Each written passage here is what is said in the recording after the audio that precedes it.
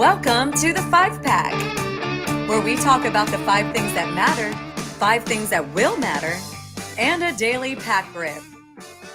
Here is your host, Kyle Elfrink.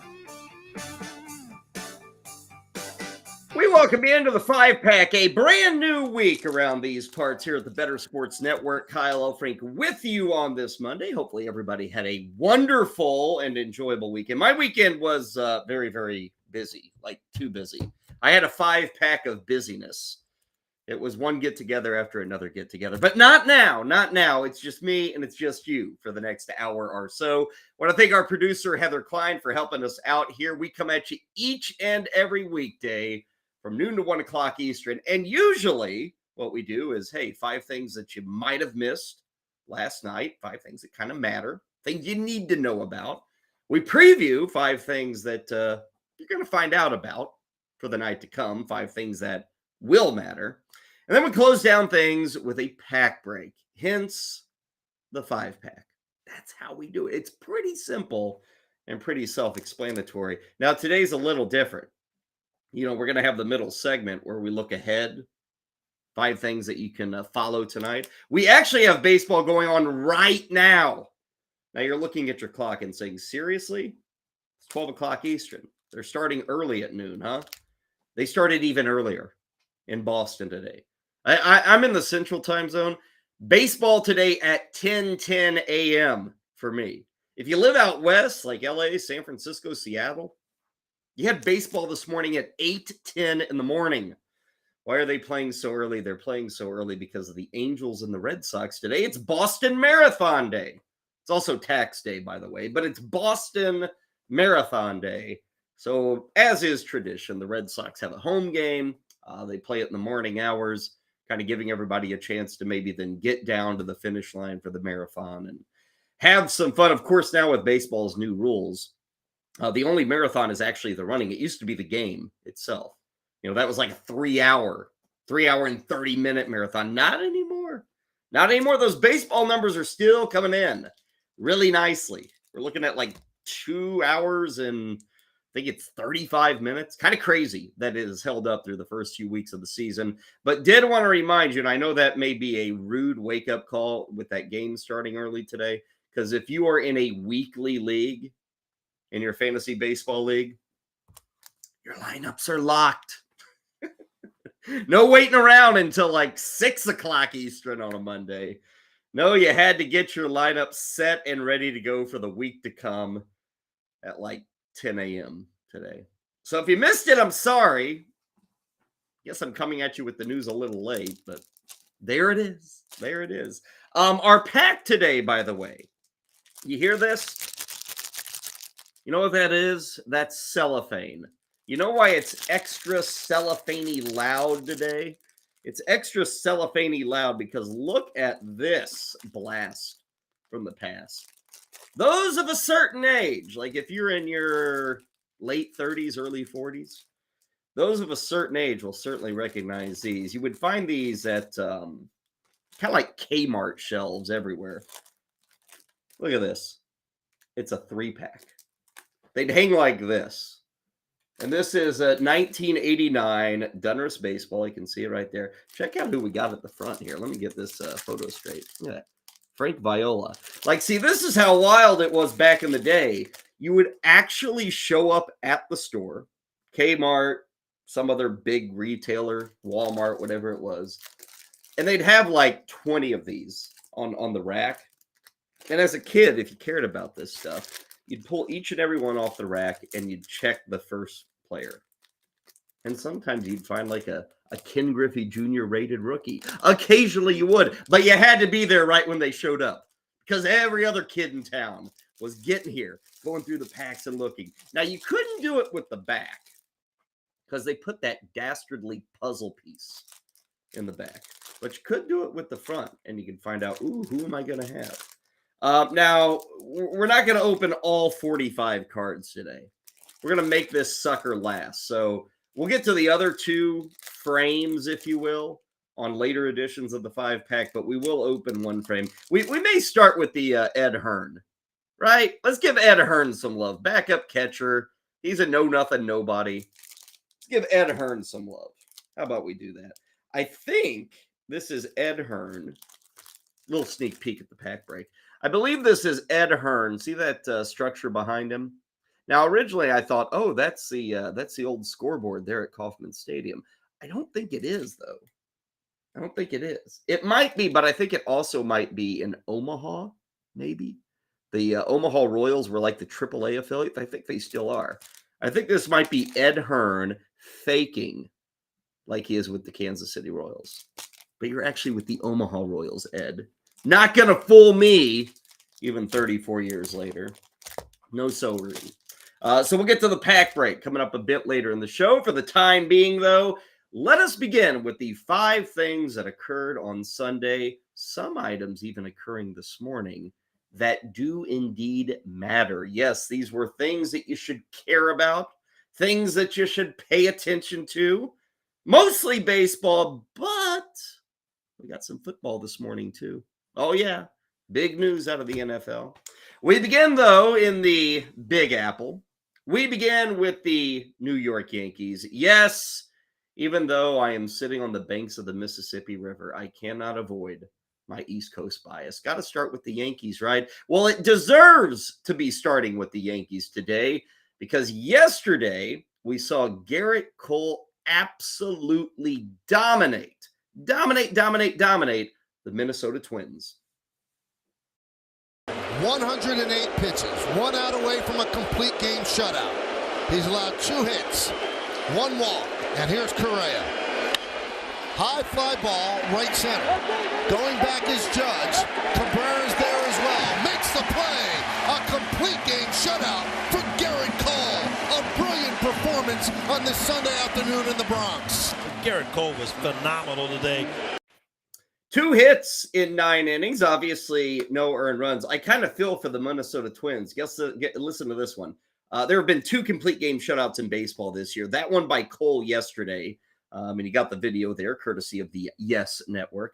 That one by Cole is the first one in the American League this season. There has been only one other shutout in baseball. That was in the National League. That was Sandy Alcantara of the Miami Marlins. Guess who he shut out? The Minnesota Twins. So there you go. The Twins have been shut out twice this year, and there have only been 2 shutouts in all of baseball this year, at least complete game shutouts by a starting pitcher. So congrats to Gerrit Cole. Now, you'll notice on that fly ball to end the game there, it made its way all the way to the warning track. There were a couple of other balls yesterday that made their way to the warning track, and I wanted to start there because here's what's going on with Gerrit Cole. Gerrit Cole has really good numbers to start the season. Gerrit Cole, for anybody who took him in the second round, you're happy. Happy as a lark. What do we got? 3 earned runs in 29 and a third innings. He's dominating. Yesterday was just more of that. But here's the thing with Gerrit Cole. Last year, Gerrit Cole allowed the most home runs in the American League, 33. Now, a dominating pitcher, very good pitcher. People were taking him as number 1, number 2 off the board amongst pitchers coming into this season. But 33 home runs. And that's been a bugaboo for Gerrit Cole lately. But this year, thus far, 0 home runs. Hasn't allowed a single home run. Now, that will normalize, as we like to say in the business. But does it normalize to previous levels for Gerrit Cole? If you look at the last 4 years, so this is all of his Yankee years, and the last year with Houston, you're talking about 1.35 home runs per 9 innings. Again, he hasn't allowed any in 28 innings. So in a normal season, by this point, 28 and a third innings, Gerrit Cole would have allowed almost 4 home runs. So an ERA that is a sparkling sub-zero right now would be like 2.2, maybe 2.5. And it would kind of just be normal for Gerrit Cole. His whole problem has been home runs. And, there's, Max Scherzer. He's another dominating pitcher. Both these guys, they rack up strikeouts. They've been good for ages. But they always seem to give up home runs. Thus far, Cole's avoiding that. Scherzer, not so much. Scherzer has given up too many home runs this season. Now he's dealing with a shoulder injury. We'll talk about that coming up later. But for Cole, thus far, Lady Luck's been on his side. Now, I delved into the numbers because I wanted to look a bit more at Gerrit Cole. His fly ball rate the last 5 years is like always over 40%. And of course, that leads to more home runs. Makes sense. This year, and again, it's 4 starts, it's 28 innings. But this year, the fly ball rate has dropped by 25% to over 40 for the 5 previous years. That was the average, over 40. Now we're looking at Gerrit Cole this season with a fly ball rate of about 30%. That's significant. Now, do you hold on to this stuff? Is there a new approach at work? Maybe. You know, you're always trying to get better, even if you're Gerrit Cole and you're making $28 million a year. And so I dug in a bit more. Change up and curveball. Those 2 pitches, way better results this year. Fangraphs, if you head over there, they've got a lot of great tools and stats and all that stuff. And it's like endless for each pitcher, each hitter, whomever it is. But if you go over to Fangraphs and you look at how they weight and value each pitch, you can see Gerrit Cole's always had a pretty good fastball. It always gets results with the way they grade things out.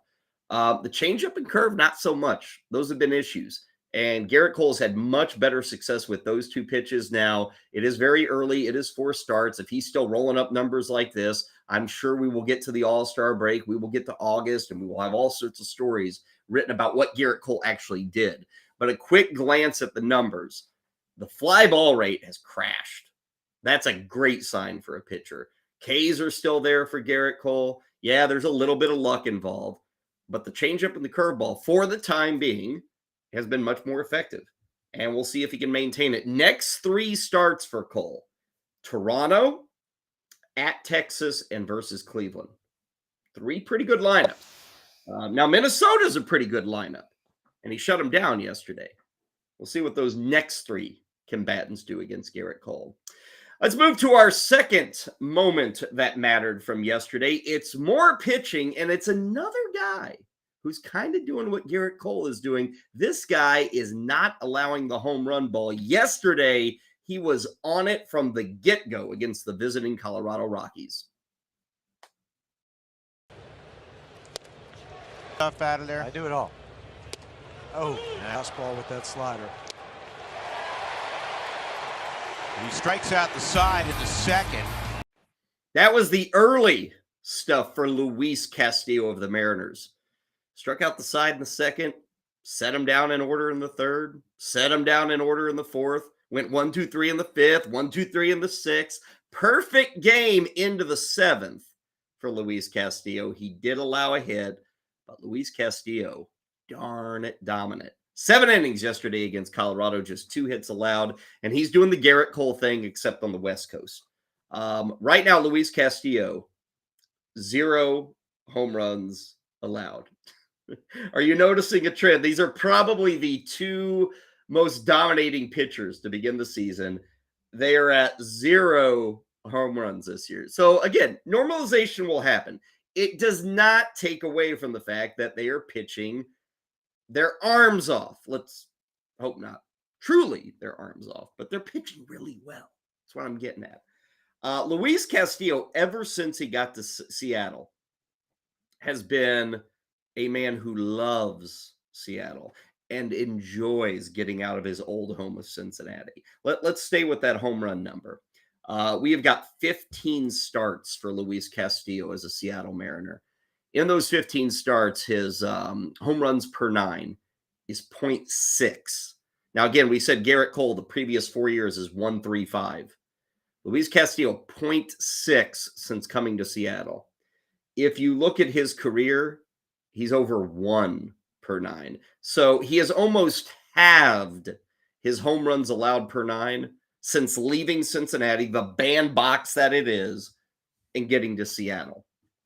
It's early. It's 15 starts, but it's good. 2.50 ERA, by the way, in those 15 starts. A 6-2 record for the Mariners.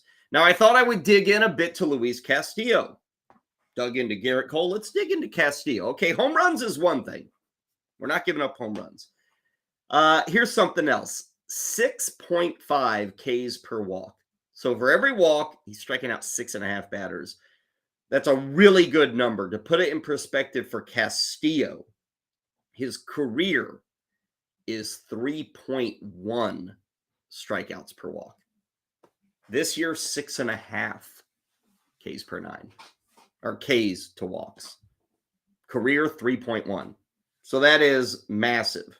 Here's another thing with Castillo, and I throw this out because over the next few weeks, especially if you're really into this fantasy world and you like devour all the information and stats that you can, you will start to see articles about guys who have gained velocity or lost velocity. And the reason you start seeing now is people want to give you, 250 pitches or 30 innings or 5 starts, whatever the number is. They want to have at least a little bit of a sample here before they start talking about velocity. And usually, what's common sense say? Common sense says, oh, you gain velocity, you're better. You lose velocity, you're worse. That's what common sense said. Hey, I fall for it too.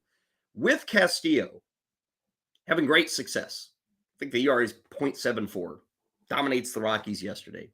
Been really, really good this year. Luis Castillo has lost 2 miles per hour on his fastball. He has. He's throwing it slower than ever right now. But he's throwing it the right way, I guess. He's throwing it more than ever. So you think to yourself, this is counterintuitive. You're not throwing it as hard, but you're throwing it more than ever. You're having more success.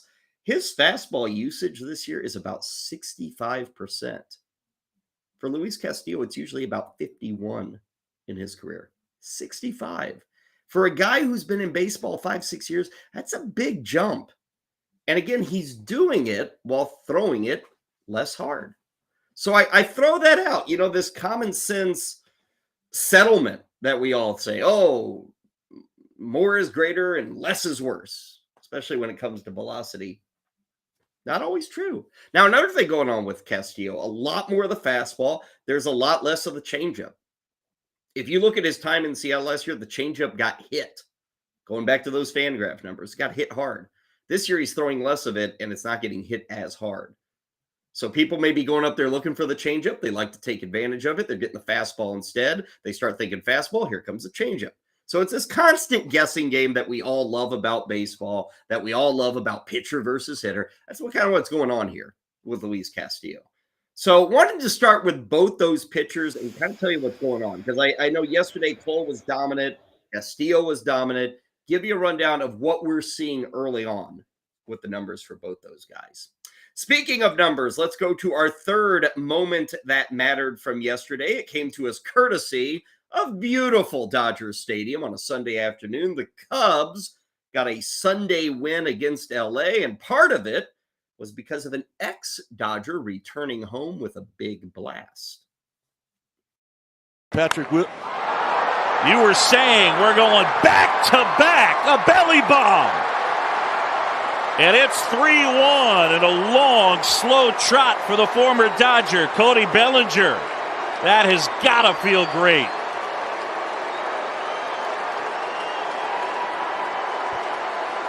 A mix of cheers and boos. Mom loving it.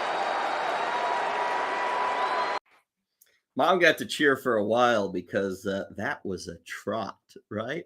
That was a guy loving his return to LA. Bellinger had a pretty fascinating weekend. He robbed a home run on Saturday and was booed by the LA faithful. You saw the home run there yesterday. Boos from the LA faithful. Video coming from the Marquee Network there in Chicago. Here's what's crazy about Bellinger. And in the preseason, if you caught us here at BSN, I pointed him out as a guy that is dirt cheap, that is worth every bit of cheap coin you throw on him in the draft. And why is that? The whole thing with Bellinger is, for one thing, we've seen it before. We've seen this guy be MVP-like over the course of a season. We haven't seen it lately, but we've seen it before. He's not old. He's still relatively young. The other thing with Bellinger is he doesn't have to be really good to be really helpful in fantasy baseball. And check this out. Cody Bellinger, first year in Chicago, trying to resurrect the career. Right now, Cody Bellinger is hitting 245. Now, if I had told you 3 weeks ago Cody Bellinger is going to start his Cubs career with a 245 average, you would have said, more the same. But it's not. Here's what's great about Cody Bellinger. 245, whatever. Okay, not a good number, let's say that. You know what is good? 3 home runs, 10 RBIs, 10 runs scored, and 3 stolen bases. That's in 14 games. Why is that something that matters? 3 home runs, 10 RBIs, 10 runs, 3 stolen bases. We're about a tenth of the way through the season. I said 14 games. Let's say Cody Bellinger plays 140 games. Possible. You know what his pace is right now with those numbers? And again, Cody Bellinger is not off to some kind of hot start, okay? Cody Bellinger is just kind of playing baseball, playing every day, hitting 245. His pace right now is 30 home runs, 100 ribbies, 100 runs, and 30 steals. Seriously, that's his pace. That would be a truly epic season. That's like a season we get once every 15 years. Now, he may be batting 250 with that season, but that's what he's done thus far. This is the point with Bellinger. His game is so fantasy friendly. Like, even when he sucked the previous 2 years in LA, there was still the hope he could figure it out, right? Because he's Cody Bellinger. Look how he can steal bases. He can drive the ball, play good defense. All still there. The thing with Bellinger is like being locked in at the plate. When the guy is locked in, like, you don't want to face him in baseball. But I thought it's worth throwing those numbers out, right? I mean, nobody's really talking about Cody Bellinger. Again, it's not like he's blowing up the league. But that home run yesterday puts him on pace for a 30-30 year with 100 ribbies and 100 runs scored. And one other thing with Bellinger, rule changes in baseball, left-handed hitter. Check this out. His career average for pulling the baseball is 37%. He's pretty well played his entire career under the shift, 37%. This year, he's pulling the baseball 51% of the time. He's hitting 391 when pulling the baseball. On ground balls this year, Cody Bellinger is hitting 250. What did he hit last year on ground balls with the shift? 219. What did he hit the year before on ground balls when we allowed the shift? 129. Baseball rule changes, helping guys like Cody Bellinger. Absolutely helping them. Let's go to our fourth item that mattered. Let's take you to San Diego. Let's take you to the 9th inning. I love this about being able to show highlights. We can say, hey, Bally Sports Milwaukee, would you like showing us the 9th inning? Would you like editing it up as the Brewers took care of the Padres? Let's do that. Let's watch Devin Williams take care of the Friars in the 9th inning yesterday. Soto, Cruz, and Cronenworth 3, 4, and 5 to face the closer for the Milwaukee Brewers, Devin Williams, into the game. Ball 4 on the leadoff walk. Tyler Run is aboard at first base. 3-2 pitch. Called third strike. Fastball at 94, dotted the outside corner. Williams, 1-2 pitch. Swing and a miss. He struck him out. The airbender down and away. Cronenworth is strikeout victim number 2 for Devin Williams. Kim lines it into left field for a base hit. Soto will stop at second, and the Padres have 2 on with 2 down in the 9th. Friar faithful stand as 1 at Petco Park in San Diego. That's ball 4, bases loaded. Trent Grisham will have an opportunity here. Williams looks in. Calm and collected. The pitch. And it's a called third strike. Devin Williams strands the bases loaded. And the Brewers shut out the Padres and win the series here this weekend in San Diego. Just like you draw it up, right? Load up the bases, 1-0 game, strike out the side. God love you, Devin Williams. God love you. Again, big thanks there to Bally Sports North, I think it is, out of Milwaukee, helping us with the highlights there. I wanted to throw that out as mattering because for Devin Williams yesterday, that was just his 2nd save. Now, the Brewers, if you didn't know, are off to a really good start. They're 11-5 on the season. But he has only 2 saves. You know what's crazy? There's a dude in that bullpen for Milwaukee by the name of Bryce Wilson, who's got as many saves as Devin Williams. Now, is Bryce Williams stealing Devin Williams' job? No, don't worry. That's not happening. Bryce Wilson, both those saves, by the way, are of the 3-inning variety. Devin Williams is still the closer. Don't worry. Devin Williams also has 2 victories this year. So despite the fact that you drafted him for 35 saves, he's only got 2, but he does have 2 wins. Here's the other thing with Williams. Check this out. Devin Williams, and this is kind of hard to do, is now 20-20. He's got 20 career saves and 20 victories.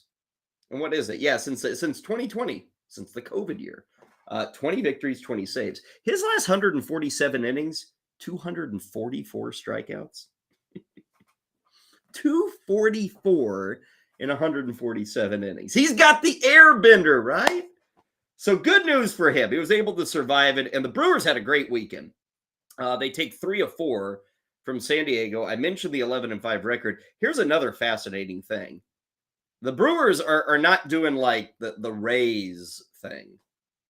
Milwaukee's kind of doing a reverse Tampa, because check this out. They are 10-1 against the Mets, the Cardinals, and the Padres. The Mets, the Cardinals, and the Padres, they're 10-1 this season. They're 11-5 overall. Now they've got 3 in Seattle. That series is opening up tonight. They have Brandon Woodruff on the IL, so that's not helping matters. But after these 3 in Seattle, the schedule loosens up a bit. Their next 15 after the 3 against the Mariners: Boston, the Angels, the Tigers, the Rockies, the Giants. Not easy, but a lot easier than what they've been through. 11-5 is the record there. Finally, our 5th thing that mattered comes to us from the world of football. Right before we started up the show today, news breaking out of Philadelphia that Jalen Hurts has got a new contract. Oh, look at that. We already got photos with money piling up around Jalen Hurts. Nice work, Heather Klein. Clutch points providing the image there. Thank you to them. I don't even know if that represents all the money Jalen Hurts is going to make. It is 5 years, $255 million. Now, if you follow anything in the NFL, you know the argument is always about guaranteed money. That's why Lamar Jackson's holding out. Lamar Jackson's winning like $230 million guaranteed. Jalen Hurts reportedly is getting $180 million guaranteed. Now, that sets a new standard. Lamar Jackson says the standard is Deshaun Watson. The rest of the NFL says it's not. Now the standard is $180 million. So I just want Lamar Jackson to hear this. Jalen Hurts today was more than happy to take $180 million guaranteed. Jalen Hurts has probably not accomplished as much as Lamar Jackson, but in a manner of speaking, and this is just my opinion, Jalen Hurts started from a weaker spot than did Lamar Jackson when he came into the NFL. Both guys were seen as a bit of a project. Both guys were seen as more runner than thrower. To me, Lamar Jackson has improved slightly as a thrower, but is still mostly a runner. Jalen Hurts has improved an incredible amount as a thrower, and he's done it in a lot more of a quick time frame than Lamar Jackson. Jalen Hurts has arrived in the NFL as an unfinished product. He's not finished, but the polishing and the improvement has been off the charts, much better than Lamar Jackson. And Jalen Hurts more than happy to take $180 million guaranteed. Lamar Jackson not. Lamar Jackson's still holding out. Now, those aren't the only 2 quarterbacks thinking about money today.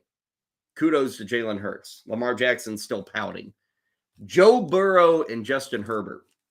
I will tell you this. At some point in the next month, I would suggest one, if not both those guys, Burrow and Herbert, will do even better than Jalen Hurts in terms of guaranteed money. Because that's what this is about. It's ego. That's what these guys love.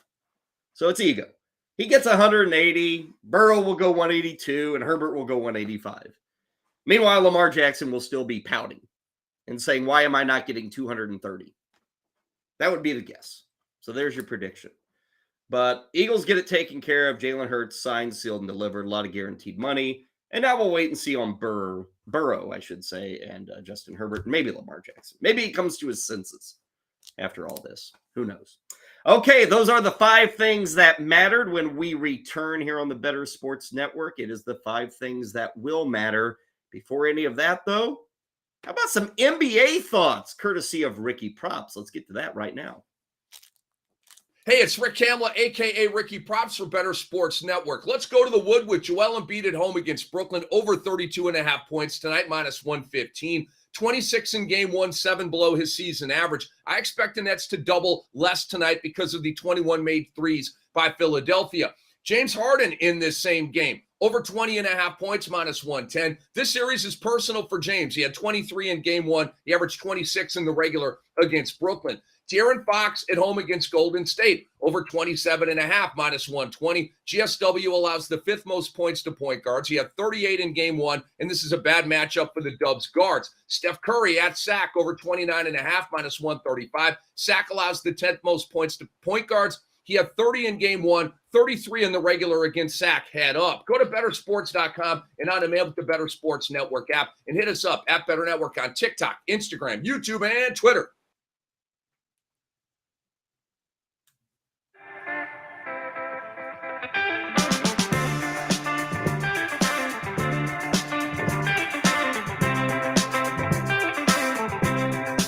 Welcome back to the 5-Pack. Next up, the 5 things that will matter. Here's Kyle Elfrink. Thank you very, very much, Heather Klein, for that. Kyle Elfrink back with you. It is indeed the 5-Pack on this Monday. Our pack today, I look like Joe Friday off Dragnet. No, this is just 89 Donruss. Yes, we're going to open one of these 3. And not the Frank Viola, who was close to Cy Young back when this pack came out. So that's coming your way in just a few here on the 5-Pack. Let us now go to the 5 things that will matter. We like to take a look back and a look ahead. We are now at the spot where we take a look ahead on this Monday. Let's go out west, shall we? Showed you the Cody Bellinger home run against the LA Dodgers. Dodgers didn't play great against the Chicago Cubs. It wasn't a disaster, but they'd like to get some more wins. Lo and behold, the Dodgers, who are 8-8, have another big market coming into town this week, the New York Mets. Ah, yes, a coastal showdown between coastal elites.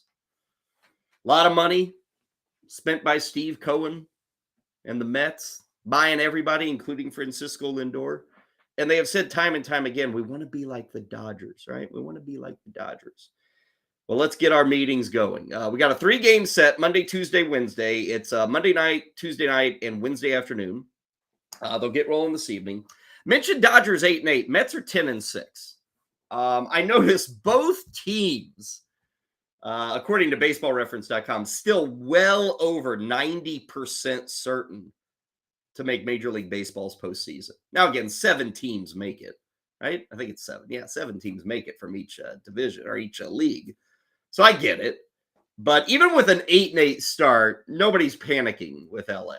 And even though the Atlanta Braves are 12-4, nobody's panicking with the New York Mets. Now, if you look at both these teams, what are issues? For the Mets, we got some injuries. We still haven't seen Justin Verlander. And if you missed it yesterday, Max Scherzer was scratched with a shoulder issue. Now, they claim Scherzer's going to be back on Wednesday. They claim he will make the finale start against the Dodgers. We'll see. We'll see. He hasn't been very good this year. So maybe more is going on than just kind of like a sore shoulder. Maybe it's like a forever sore shoulder. But that's one thing for the Mets. Another thing with the Mets is they are literally getting probably the worst production of any team in baseball at the catcher position. It's been hideous. Now, Francisco Alvarez has been called up. We'll see if that makes a difference. Thomas Nido is doing nothing. Omar Narvaez is hurt. But they are getting nothing from the catcher spot. And, hey, that shouldn't hold back the Mets, but it is worth noting. It's like the worst in baseball right now. And we'll see if Alvarez fixes it. For the Dodgers, Will Smith was placed on the IL yesterday, concussion symptoms. Anytime a catcher is dealing with that, you have to worry. The Vargas and Rojas combo up the middle, terrible. Terrible. They lost Trey Turner in the offseason. They lost Gavin Lux to a knee injury. Those two guys, they were huge last season. This year, you're turning to Miguel Rojas and Miguel Vargas. It's awful. They're really bad this year. Betts, Muncy, JD Martinez, they've been okay this year. Not really playing up to their standards. And another thing with the Dodgers, they are still figuring out their bullpen. And I invite you to look at the Dodgers bullpen. For many of you, you won't recognize most of the names. Evan Phillips is kind of the closer. He's been okay. But they got a lot of guys they're still trying to figure out, young guys. You know, is this a seventh inning guy? Is this a loogie? Is this a eighth inning setup guy? Is this guy our closer? How are we got to get guys healthy. Daniel Hudson, please come back. Dodgers bullpen been an issue. So they come in a little more wounded, I think, than the Mets. Like I said, Mets 10-6, Dodgers 8-8. Neither team is done by any stretch. Matchups for both these teams. Tonight, it is David Peterson against Dustin May, 10-10 for the first pitch. Tomorrow, Tyler McGill against Clayton Kershaw, 10-10, first pitch. And then we have the matinee on Wednesday. Max Scherzer against Noah Syndergaard, 3-10 for that start. Sneak peek to Wednesday. Noah Syndergaard, who can't hold anybody on the bases. Might be fun to watch the Mets on Wednesday. Right now in the season, they are 20 for 21 stealing bases. That'll be fun against Syndergaard come Wednesday. Moving to item number 2, things that will matter. Let's stay with the Mets. It does appear that Brett Baty will be in the lineup tonight for the New York Mets. Now, we have not heard the official confirmed news from the Mets, but even going back to yesterday, it was reported that Brett Baty, third base prospect, being called up from AAA. Let's take a look at a little bit of what Brett Baty has been doing at AAA Syracuse. Is loaded for Baty. First pitch, he gulfs it. Deep right center field. McKinney going back. He's looking up, and Brett Baty is a one-man wrecking crew. This man is a superstar in the making. A go-ahead grand slam in the fourth, and that smile could light up the night sky. The Mets have surged back in front. It's 7-4. There you go. Superstar in the making. We'll see. Syracuse Mets Twitter providing us that audio and video.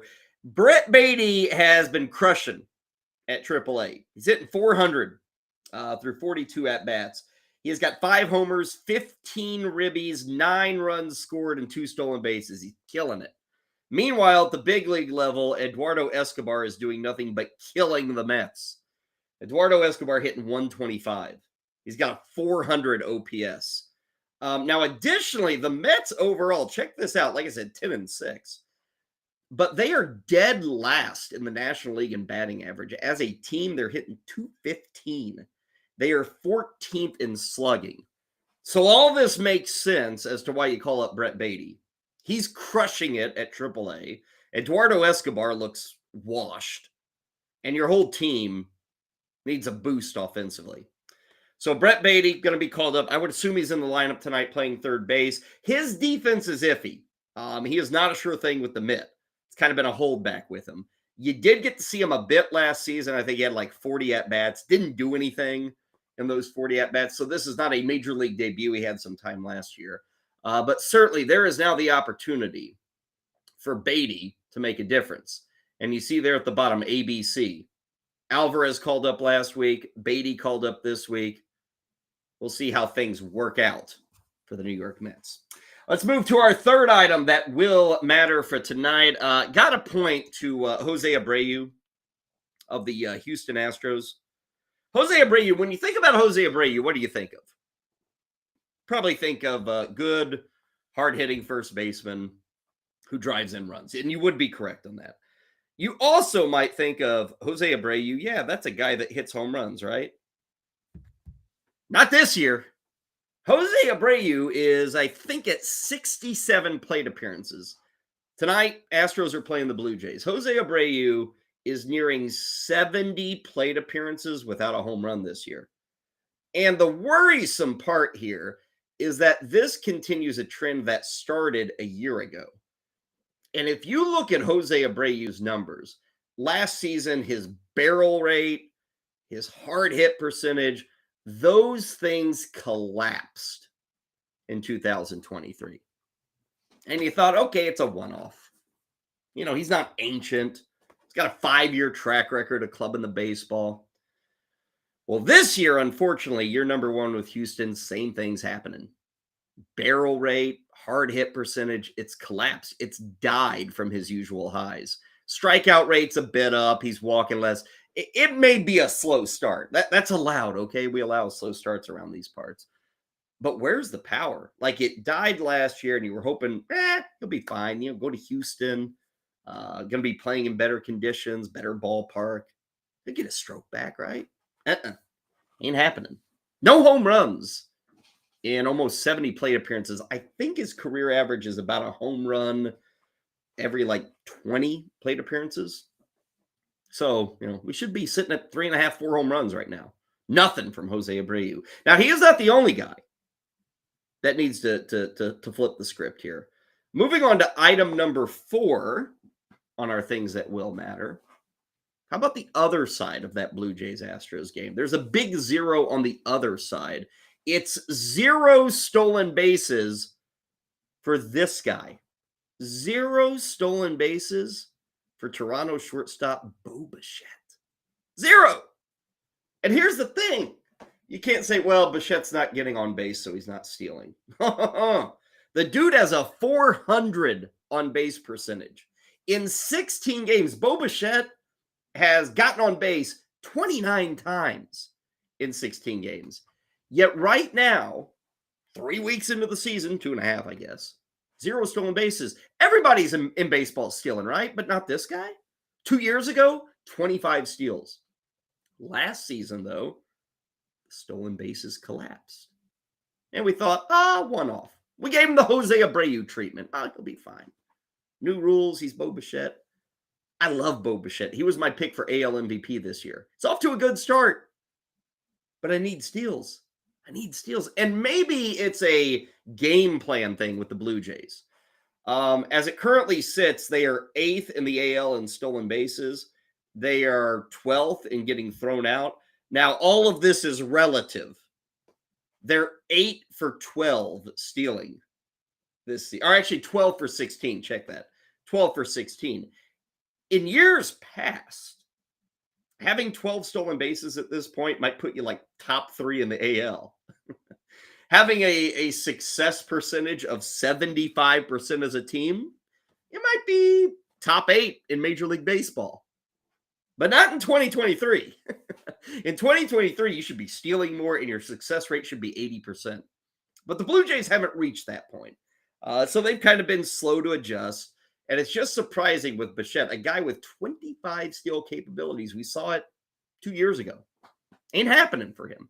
So both those guys tonight, we got Houston taking on Toronto. Abreu still looking for his first home run. Bichette still looking for their first steal. We thought both guys, it was a one-off. Oh, they'll be fine. Don't worry.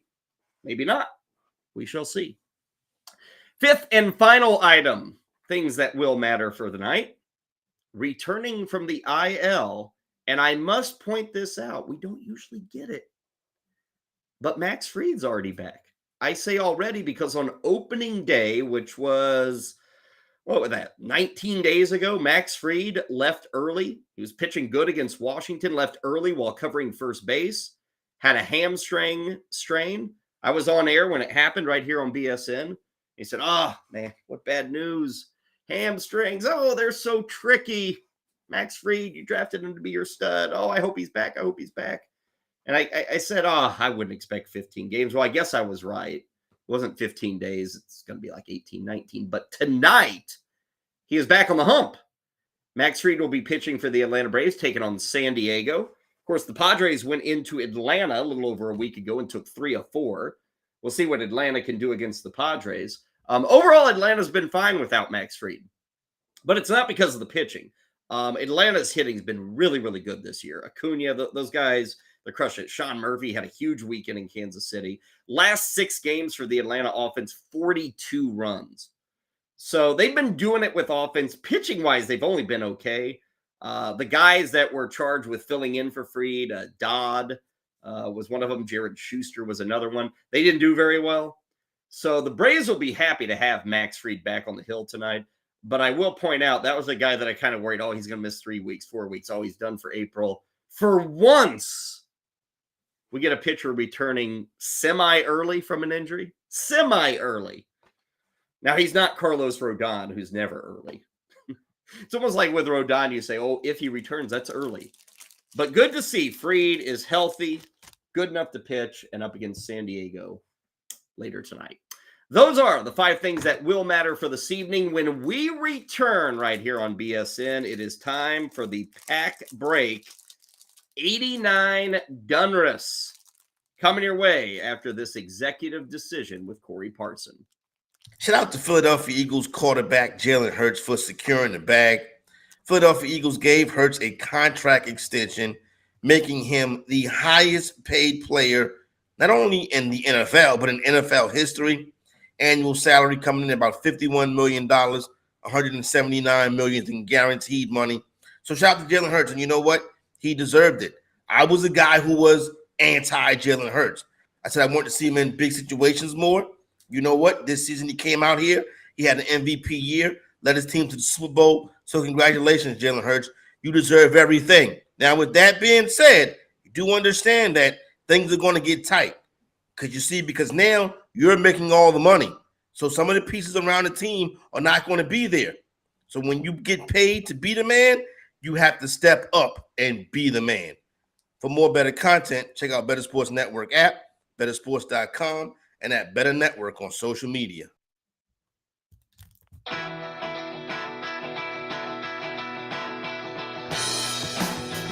Time now for the Daily Pack Rip on the 5-Pack with Kyle Elfrink. Yes, our fun way to end each and every edition here of the 5-Pack, where we pretty well at random just choose an old-fashioned pack. A lot of late 80s, early 90s. We kind of keep it to baseball at this point. Every day we wrap up the show here with a pack break, pack rip, if you will. As noted, 89 Donruss is on the docket today, and I showed you the cellophane 3-pack.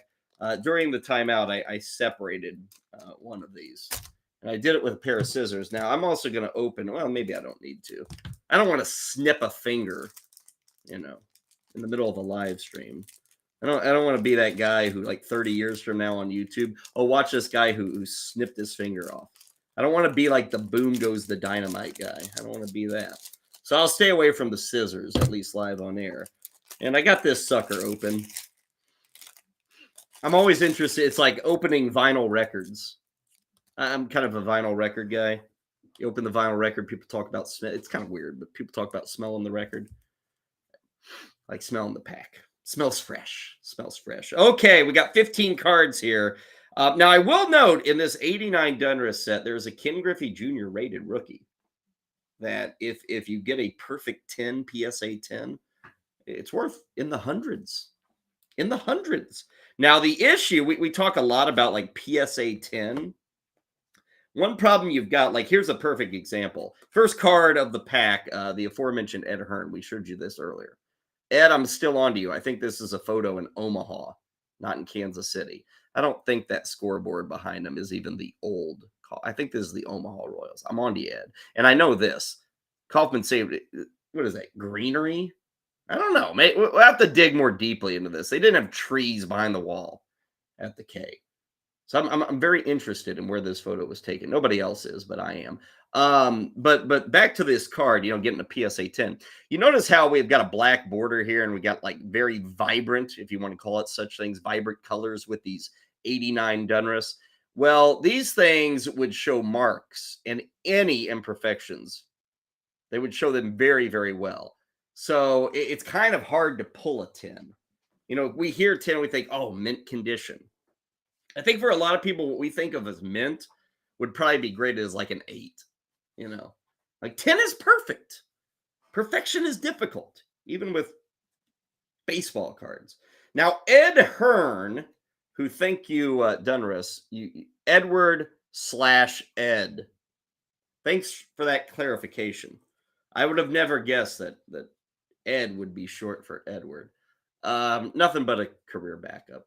But I guess he won a World Series with the 86 Mets. Man, we keep coming back to this 86 Mets team. I guess that happens when all your packs are from 88, 89, and 90.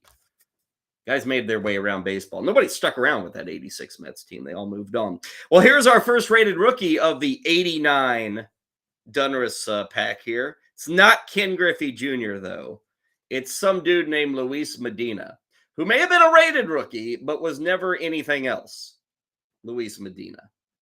Let's see. It says it looks like Luis will win the first base job in 1989 after a standout season at Colorado Springs. Newsflash, everybody has a standout season at Colorado Springs. It's like 1.5 miles above sea level. Those are things we didn't know in 1989, but we all know that now, right? Play in Salt Lake, or you play in Colorado Springs, or Denver.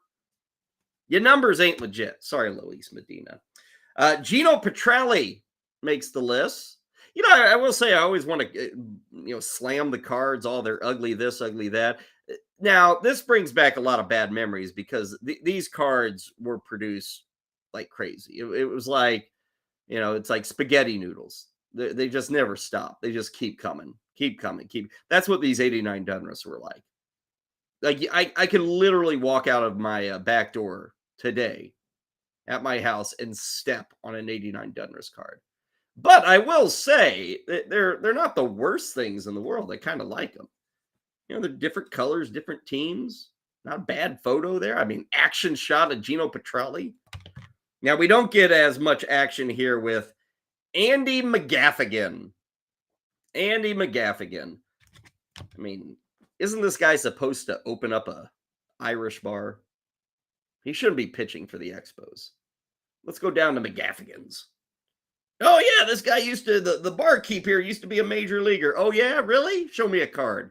There you go, Andy McGaffigan, Irish bartender. Up next, finally, we get somebody who kind of matters. Bob Welch. Now, Bob Welch, let me double check here. He won 17 games in 88 with the A's. He had just come over from the Dodgers. In 89 or 90, maybe it was 90, Bob Welch won like 27 games. Bob Welch went off. Him and Dave Stewart. Dynamite 1-2 combo at the top.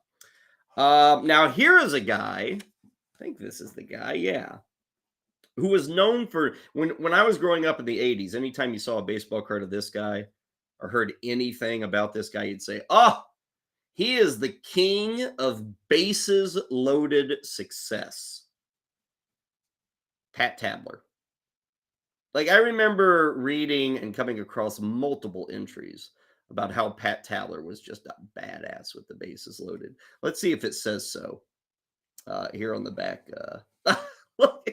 See, I kid you not. Up here, listen to this. Pat Tabler has a phenomenal 578 career average in bases loaded situations with 87 ribbies. 64 at-bats with the bases loaded, 87 ribbies, and he has hit 578. Mr. Bases Loaded, Pat Tabler. I wonder if he's still sitting at the top of the list for bases loaded success. Farrell again. John Farrell. Why am I saying Farrell again? That has to do with a local TV commercial from the 80s. Here's the man who was very critical in 1988 to the LA Dodgers, John Shelby. Helped to fill in for Kirk Gibson when he was injured. This 89 set, by the way, is a commemoration of the Dodgers winning that 88 World Series. So John Shelby, who, check this out, longest hitting streak in all of the major leagues in 1988. This guy, 24 games. And yet, he hit only 263. So at one point in 1988, John Shelby had a 28-game hitting streak, and he finished the season hitting 263. Shortstop Rafael Santana hung around baseball for the 80s. I kind of skipped ahead because I saw this card. Guess who Kyle Elfrink just got in his 89 Donruss pack rip? Did somebody say Kyle Elfrink's favorite player of all time? Who is it? Who is it? Who is it? Well, if you followed me for any amount of time, you know who it is. Ellis Rena Burks of Vicksburg, Mississippi, an all-time legend. These were the early days with the Red Sox. I think he was in his, second year, 87, 88. Ellis Burks. Man, I love you, Ellis Burks. Second year as a big leaguer, hit 294, 18 home runs, 92 ribbies, 25 steals, 93 runs scored. This is a star, people. My all-time favorite. Ellis Burks. I'll have to tell you one time I got the highlight of interviewing Ellis Burks. Great hitter, Hall of Famer, Paul Molitor. Let's see what year. He hit 312 this year. The year before, he hit 353. Kind of a letdown, Paul, from 353 to 312. Ended up in the Hall of Fame. Still not better than Ellis Burks, though. You tell me, who would you rather have? Everybody's saying Molitor. Not me. Not me. I'm saying Ellis. We've got Walt Terrell making an appearance.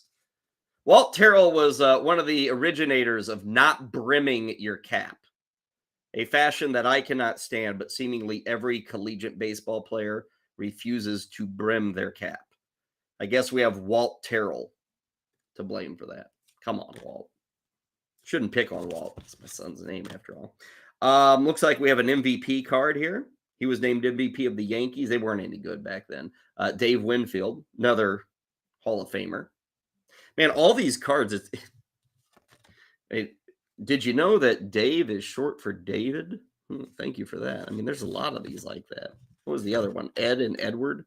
A few of them bouncing around. Johnny Ray. There's a good name from the past. Second baseman, played for Baltimore, Pittsburgh, the Angels. He's a pretty good player, pretty solid player. Hit 306 this year. Man, the batting average. You start looking at these cards, you're just like, whoa, whoa, whoa. Now, here is, I believe, still a current executive, a guy who went from the field to the front office. Current White Sox GM, we'll double check this, but I believe he's still the White Sox GM, Kenny Williams. Yes, he played baseball. And the middle name for Ken Williams, by the way, is Royal. Kenneth Royal Williams. Love that. Wasn't much of a player, kind of bounced around. He played football. This is what the back of the card tells me. Donruss had some good tidbits. I'm telling you, it doesn't matter the set. Back in the day, they gave you tidbits about the players. You got to know the players. You don't get that anymore.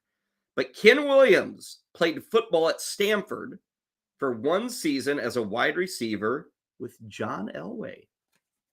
And he is the current executive vice president for the Chicago White Sox, Kenny Williams.